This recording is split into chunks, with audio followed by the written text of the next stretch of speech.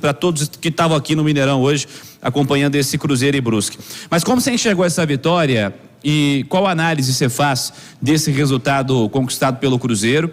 Um jogo que foi complicado, que não foi fácil, foi brigado, o Cruzeiro teve dificuldades aí para construir esse resultado e no fim das contas apareceu o centroavante, com números impressionantes nessa temporada, ele que já teve esses números pelo Brusque, justamente o Brusque, né, no último ano, né, Natália? Pois é, Cirilo, boa noite para você, também para o Léo Figueiredo e quem está ligado conosco nesse pós-jogo. Primeiro que a lei do ex é infalível, né? Para começar. Das que mais funciona em território nacional. Para começar, que a lei do ex é infalível e ela foi provada mais uma vez aqui hoje no Mineirão. Mas tem uma coisa, Cirilo, que me chama a atenção, que é o seguinte: jogos como o de hoje, que o Cruzeiro encontrou contra o Brusque, como foi o panorama desse jogo? Uma equipe que joga mais fechada, que tenta encurtar todos os espaços do Cruzeiro, que tenta jogar por uma bola. Jogos assim, o Cruzeiro encarou muitos em 2020 e em 2021. Time pressionado, sem conseguir articulação no meio-campo, sem conseguir pisar na área com muita qualidade, o adversário tentando te encurralar o tempo todo, jogo muito pegado, muitas faltas. Jogos assim o Cruzeiro fez muitos ao longo de 2020 e 2021. Por quê? Porque são os jogos de Série B. Os jogos de Série B são assim. O que o Cruzeiro não tinha antes que tem hoje? O Edu. Quando o jogo está complicado, quando a bola não chega com muita qualidade, quando você tem uma ou duas ou três no máximo oportunidades, você tem que ir lá e guardar. Então o Edu hoje é um grande diferencial do Cruzeiro, porque os jogos de Série B são jogos de pouco espaço, são jogos de poucas finalizações, de pouca criação. E o cara que está lá na frente para finalizar, ele tem que tentar ser o máximo perfeito possível. O Edu hoje até não foi 10 de 10, vamos dizer assim, ele criou algumas oportunidades, desperdiçou, mas a que teve também na cara do gol, com mais clareza, ele guardou. Então acho que esse pode ser o grande diferencial do Cruzeiro.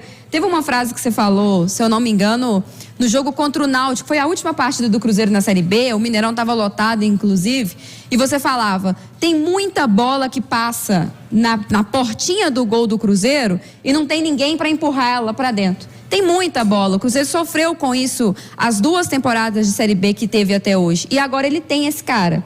Só o Edu vai ser suficiente para subir? Eu acredito que não.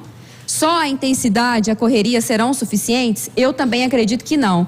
Uma frase que o Pesolano usou na coletiva passada, mas que eu acho que cabe para o jogo de hoje também.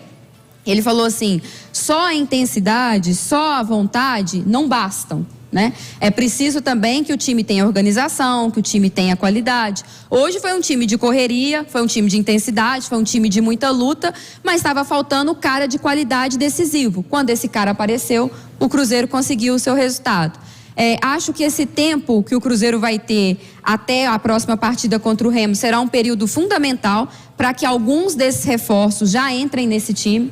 O Zé Ivaldo na defesa é um deles. Estou muito curiosa para ver ele jogando ao lado do Oliveira. Coloco o Oliveira porque acho que ele é o zagueiro mais regular até aqui e que se encaixa melhor nessa proposta de jogo que o Pesolano vem tentando colocar no Cruzeiro, porque é um zagueiro mais jovem, de mais velocidade, que sabe se impor, sabe sair jogando. Então eu quero muito ver ele ao lado do Zé Ivaldo.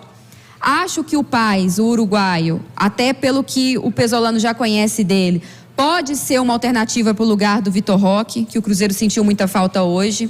O Jajá, que vem do Atlético Paranaense, não conheço muito, mas o que pesquisei sobre ele, o que observei dos lances dele também, principalmente no CRB, pela Série B do ano passado. Um jogador da velocidade, do drible, do 1 contra 1, características que o Pesolano gosta. Acho que ele pode ser uma alternativa também para o lado esquerdo, que vem também, vamos dizer assim, tem uma indecisão do Cruzeiro por quem será o titular lá, porque o Vagninho, que a princípio era a melhor peça, ainda tem oscilado muito.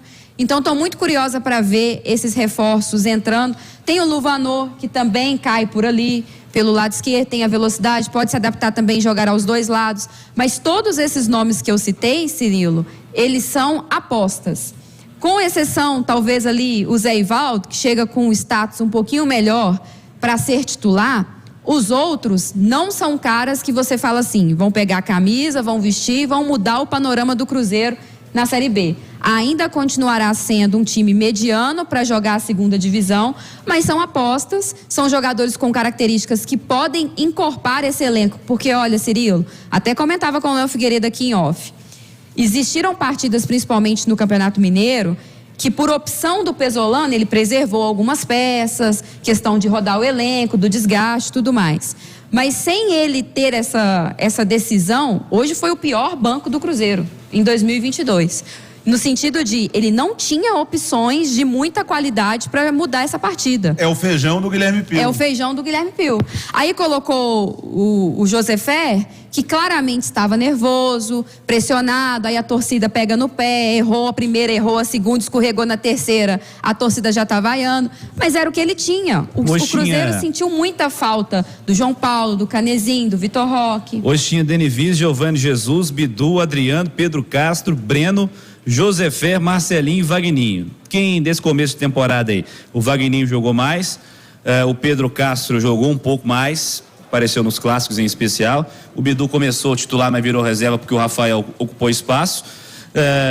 E o Adriano perdeu espaço também no meio campo, mas é um cara que já tem certa experiência, certa rodagem pela última temporada em especial, né? Mas aquela opção não, se precisar no segundo tempo eu boto esse aqui, ó, não tinha.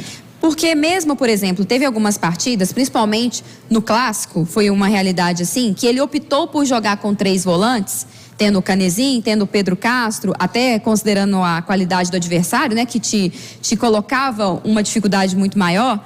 Mas aí você tinha o João Paulo, por exemplo, no banco, que era um cara da articulação, o cara da inteligência, da visão de jogo, que tem um passe mais qualificado para quebrar essa linha. Hoje ele não tinha isso.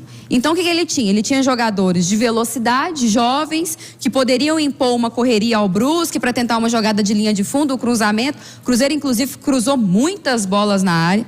E aí o Cruzeiro perdeu muito o meio. O João Paulo é aquele cara que, o Canezinho também, faz a bola passar pelo meio. Eu não sei se você também sentiu isso, Léo, mas muita bola invertida já, chutão, do Rômulo tentando ligar o Edu, ou do Brock tentando ligar o Edu. Porque não tinha ninguém no meio do caminho. Porque não tinha ninguém no meio para cadenciar esse jogo, para fazer essa bola chegar lá com qualidade. Porque também eu falei que o Edu não foi 10 de 10 hoje nas finalizações, mas pegou muita bola rebatida ali também, mais ou menos, né? Mas não teve aquelas bolas de qualidade enfiadas ali pro centroavante. Vocês vão se recordar que durante o jogo, eu brinquei que o Cruzeiro não tinha um potiguar para colocar.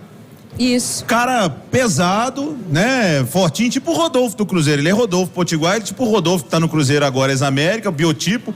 Mas assim, carimbava todas as bolas no meio campo, o zagueiro encontrava ele saía, dava um drible, levantava a cabeça e metia uma bola em alguém numa condição melhor.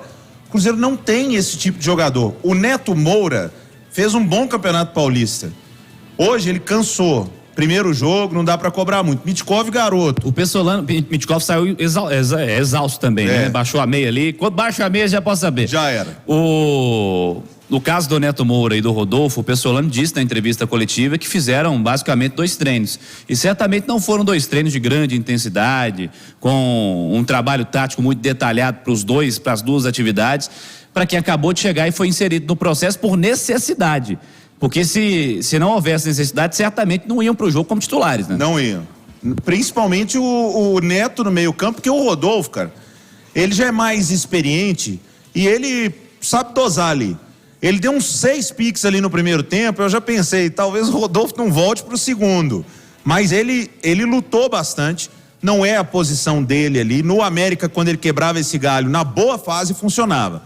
Depois a fase ficou ruim, nem como centroavante, nem aberto. Mas teve muita luta, Cirilo. Hoje, no início do jogo, e eu não vou mudar de opinião não, tá? Às vezes a gente muda, mas eu não vou mudar não. O mais importante, o que eu cobrei, o Cruzeiro entregou.